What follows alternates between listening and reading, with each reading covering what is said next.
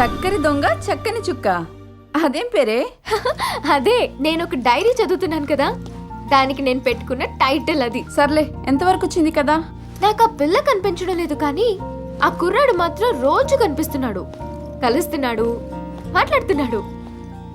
కానీ మ్యాటర్ ఏంటంటే నేను ఈ డైరీ చదువుతున్నట్టు వాడికి తెలీదు.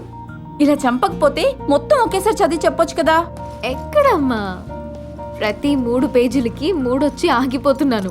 ఛీ, నోరు ముయ్.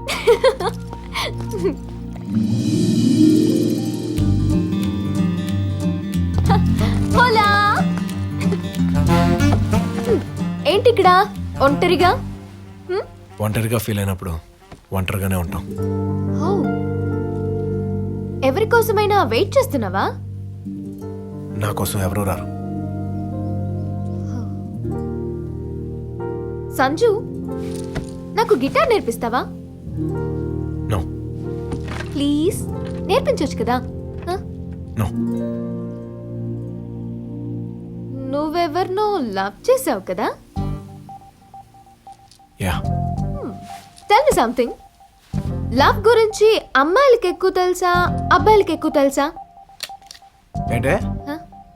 అమ్మాయిలకి ఏం తెలుసు గుడ్డు, అబ్బాయిలకే తెలుసు. హలో, అసలు లవ్ ఎట్ ఫస్ట్ సైట్ అనే కాన్సెప్ట్ కనిపెట్టిందే మేము.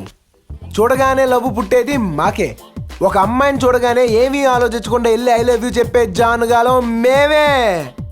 ఇప్పటి వరకు ప్రపంచంలో ఏ అమ్మాయినా ఒక అబ్బాయికి తొలి చూపులోనే ఐ లవ్ యూ చెప్పిందా? మీరు సస్తే చెప్పరు.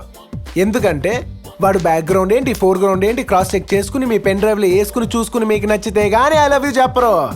హ, అంతెందుకమ్మా, ఒక అందంగా ఉన్న హీరోని కూడా 2-3 సినిమాలు హిట్ అయితే గానీ ఆటోగ్రాఫ్ కూడా అడగరు మీరు. అంత కమర్షియల్.